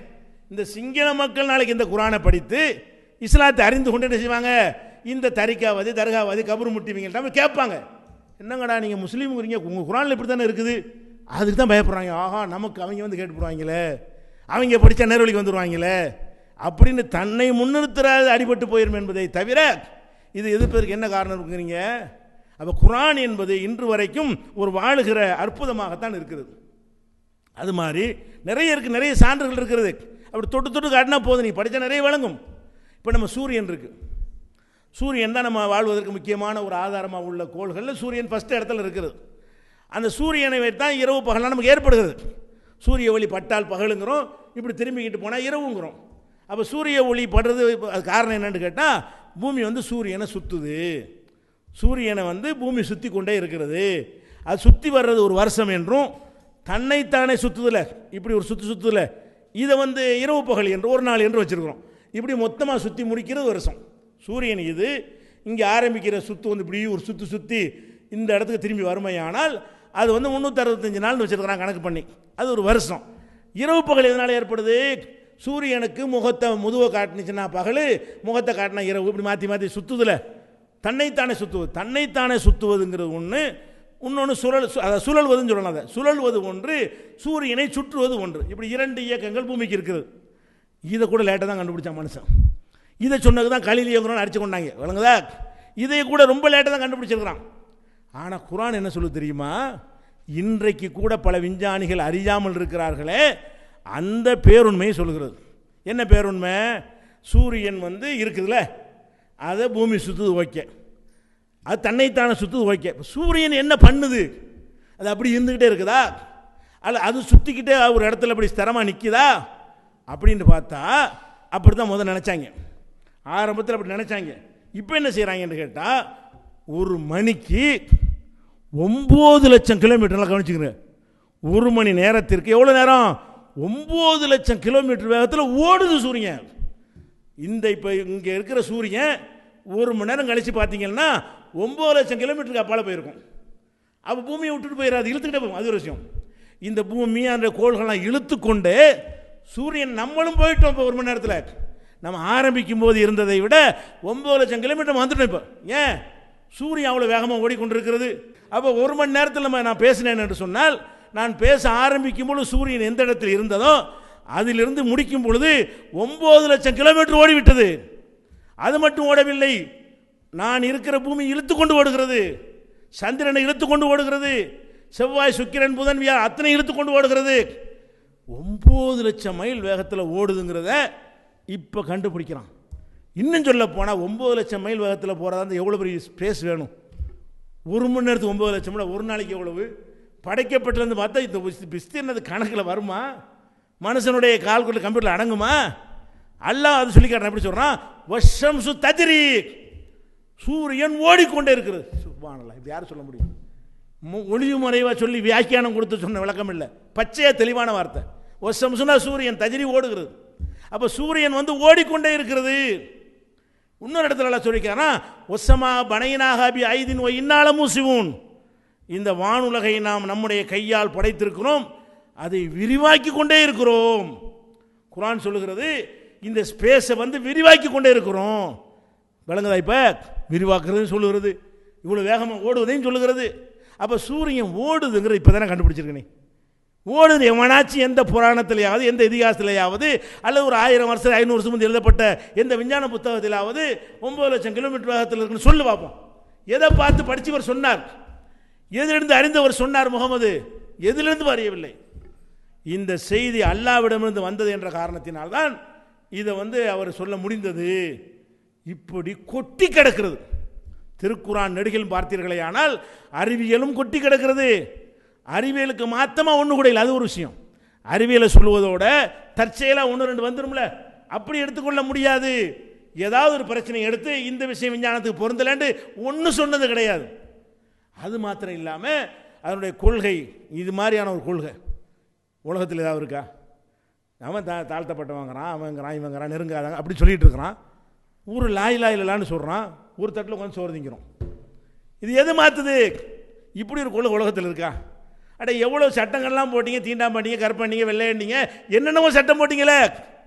ஒரு மந்திரம்தான் லா இலாஹ இல்லல்லான்னு சொல்லிவிட்டால் ஒரு இடத்துல ஒரு தட்டில் 2 பேரும் சோறு திம்போம். சோறு கூட எவனும் தின்றுடலாம், பொண்ணை கொடுப்போம், பொண்ணு எடுப்போம். அப்போ இந்த இந்த இந்த பிரச்சனைக்கு தீர்வு குர்ஆனில் இருக்கிறது, இந்த மார்க்கத்தில் தானே இருக்கிறது. இப்போ உலகத்தில் தீர்க்க முடியாத எந்த பிரச்சனை எடுத்துக்கொண்டாலும் தீர்வு குர்ஆனில் இருக்கிறது. அதையே முழுசாக பேசிக்கொண்டே போக முடியாது, தொட்டு காட்டி விட்டோம். உங்கள் கையில் இருக்கிற சிங்கள மொழிபெயர்ப்பு இருக்கிறது, மற்ற மக்கள்கிட்ட தமிழ் மொழிபெயர்ப்பு இருக்கிறது. அது இல்லாதவர்கள் வேறு மொழிபெயர்ப்பு வைத்துக் கொள்ளுங்கள், படித்து பாருங்கள், குர்ஆனை விளங்கி படியுங்கள், சிந்தித்து பாருங்கள். ஏன் இந்த குர்ஆனை அன்றைக்கு எதிர்த்தார்கள் என்று யோசித்து பாருங்கள். யார் எதிர்த்தார் என்று யோசித்து பாருங்கள். முகமது நபி எதிர்த்தார்கள், அவங்களாம் யார்? எதற்கு எதிர்த்தார்கள்? இப்போ ஏன் எதிர்க்கிறார்கள் என்று பாருங்கள். தௌஹீத் ஜமாத்தை ஏன் எதிர்க்கிறார்கள்? எதற்காக எதிர்க்கிறார்கள்? அதே நேரத்தில் ஒன்றை தெரிந்து கொள்ளுங்கள், சத்திய மார்க்கத்தை பொறுத்த வரைக்கும் கியாம நாள் வரைக்கும் எதிர்க்கப்படத்தான் செய்யும்.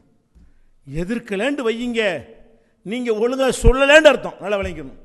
உங்களை ஒரு பையில் எதிர்க்கலேன்னு வைங்க, அட்டை நம்மளோட வந்துட்டான், நம்ம லைனுக்கு வந்துட்டான் ஆளு அப்படின்னு உங்களை அங்கீகரிச்சான்னு வைங்க, அப்போ வளைஞ்சிட்டீங்க, விலை போயிட்டீங்க, வேறு வகையில் நீங்கள் சம்பாத்தியத்துக்கு உங்களை தயார்படுத்திக்கிட்டீங்க அப்படின்ட்டா மட்டும்தான் உங்களை எதிர்க்க மாட்டான்.